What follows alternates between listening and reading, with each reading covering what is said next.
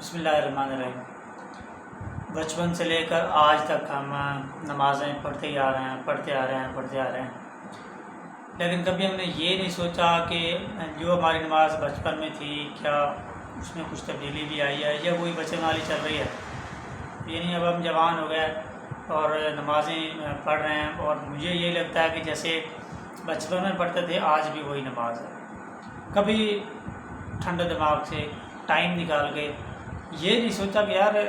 یہ تو سیکھنے والی بھی چیز ہے، مطلب جس کو ہم ڈیلی 5 بار جس کام کو ہم کر رہے ہیں، جس فرض کو پورا ادا کر رہے ہیں، اس فرض کی ادائیگی میں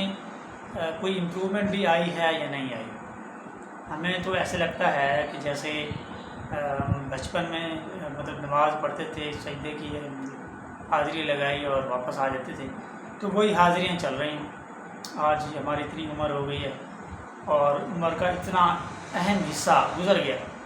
لیکن نماز میں کوئی امپرومنٹ نہیں آئی، کوئی تبدیلی نہیں آئی، کچھ بہتری نہیں آئی۔ اس کے بارے میں ہم نے کبھی نہیں سوچا۔ یعنی اگر ہم دنیا کے حوالے سے سوچیں، اگر ہم کوئی کاروبار لے لیں، ٹھیک ہے، وہ جب ہم شروع کرتے ہیں تو اس میں ظاہر ہے کچھ ہم نقصان اٹھا بیٹھتے ہیں،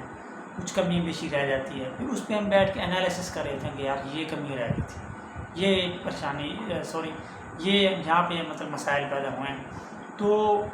ان پہ ہم بیٹھ کے انالیسس کر کے ان کو ختم کرنے کی، ان کو اوور کم کرنے کی پوری کوشش کرتے ہیں، ٹائم نکالتے ہیں، مشورے کرتے ہیں، ادھر جاتے ہیں، لیکن نماز کے بارے میں ہم نے کبھی انالیسس نہیں کیا۔ کبھی نہیں سوچا کہ یار نماز کی کس یعنی کہ رکن پہ کمی آئی ہے، کون سا نماز کا حصہ تھا جس میں میں نے بہتری لائی۔ مجھے تو باسط میں اپنے آپ کو رکھتا ہوں، کبھی بھی نہیں فیل ہوا کہ میری نماز میں یہ والا حصہ بہتر ہوا ہے۔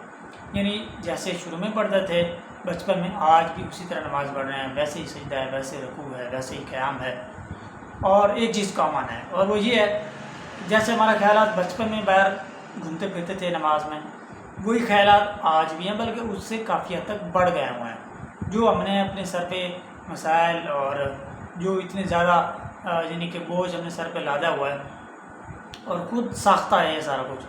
تو ظاہر ہے اب خیالات ہونے ہیں، اب وہ خیالات بھی بڑھ گئے اور نماز بھی ویسی نہیں رہی۔ تو ہم نے کیا کیا آج تک نماز میں، ہم نے سیکھا کیا؟ ہم نے کبھی نہیں یہ سیکھا کہ نماز پڑھ کے 2 نفل پڑھ کے اپنے کام ہی کروا لیں، نہیں ہوا ایسا کچھ۔ بس یہ ہے کہ اللہ تعالیٰ کے سامنے حاضری دینی ہے اور سر جھکانا ہے واپس۔ حالانکہ یہ تو نہیں تھا نماز کا مقصد تو یہ تھا کہ اپنے اللہ تعالیٰ سے تعلق تو ہے، بندہ ہی ہے انسان، کو سکون تو ملتا ہے، اس کے ذریعے سے اللہ تعالیٰ سے مانگیں، جو پریشانیاں ہیں، جو مسائل ہیں، وہ اس نماز سے حل کروائیں۔ تو ہم نے بس دعاؤں پہ تو ہم زور دے لیتے ہیں، جو عبادت ہے جس میں ہم نے یعنی کہ خوشی و خود کے ساتھ جس کو کرنا تھا، جس کو سیکھنا تھا، اس کے بعد وہ مانگنی تھی، وہ جو مین کام وہ ہم چھوڑ بیٹھتے ہیں۔ تو اس چیز پہ میں آپ لوگوں سے گزارش کروں گا اور اپنے آپ کو بھی سامنے رکھتے ہوئے کہ ہم لوگ نا ٹائم نکالیں، تھوڑا سا بیٹھیں، سوچیں کہ میں جو یہ نماز پڑھ رہا ہوں آج کل کیسے پڑھ رہا ہوں۔ اگر امپرومنٹ نہیں آئی تو پھر ہم اپنی نمازوں میں آہستہ آہستہ امپرومنٹ لائیں۔ جیسے اگلی نماز مثال کے طور پہ آنے والی ہے، تو ہم یہ ایک وعدہ کریں، اپنے آپ سے عزم کریں کہ نیکسٹ نماز میں میں نے جو کم از کم پہلی رکعت ہے نا، اس رکعت میں نے کہیں بھی خیال باہر نہیں جانے دینا، بس یہ آپ عزم کر لیں، اور اس طریقے سے پھر اگلی رکعت شامل کریں، تو چلتے چلتے انشاءاللہ ہماری نماز بہتر ہو جائے گی۔ رکوع میں اگر خیال جاتے ہیں تو یہ سوچیں کہ اب میں نے اپنی نماز کو جو ہے نا، جو میں رکوع جھکا ہوا ہوں، میں اپنے رب کے سامنے جھکا ہوا ہوں، تو میں کیسے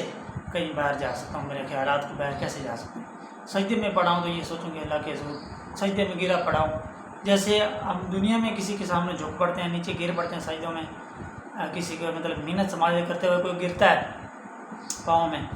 تو مطلب ممکن ہی نہیں ہے کہ اس کا خیال کسی اور سائڈ پہ چلا جائے۔ وہ سب اس کا خیال یہی ہوتا ہے کہ بس میں اس کے سامنے جھکا ہوا ہوں اور یہ مجھے کس طریقے سے معاف کر دے، تو وہ خیالات ہم یہاں پہ کیوں نہیں لے کے آتے، ٹھیک ہے۔ اسی طریقے سے ہم مثال کے طور پر ہم یعنی کسی بڑے شخص کے پاس چلے جاتے ہیں، تو وہاں بھی ہوئی ہماری صورتحال ہوتی ہے کہ ہمارا خیال اسی کی طرف فوکس کر رہا ہوتا ہے، اور جو ہمارا مقصد ہوتا ہے ہمارا وہی ہوتا ہے کہ ہمارا مقصد پورا ہو جائے۔ کس طریقے سے ہمارا یہاں آنا، وہ جو ہمارا ایک تھا دل میں، ہمارا جو تمنا آرزو تھی وہ پوری ہو جائے، وہ وہاں پہ ہوتا ہے، یہاں ہم نہیں کرتے۔ تو امید ہے آپ کو میری یہ بات سمجھ آ گئی ہوگی. تو اگر آپ نے اس میسیج کو پیغام کو اگر آپ نے پسند کیا اگر اس کو شیئر کیجیے گا. تھینک یو سو مچ. اللہ حافظ.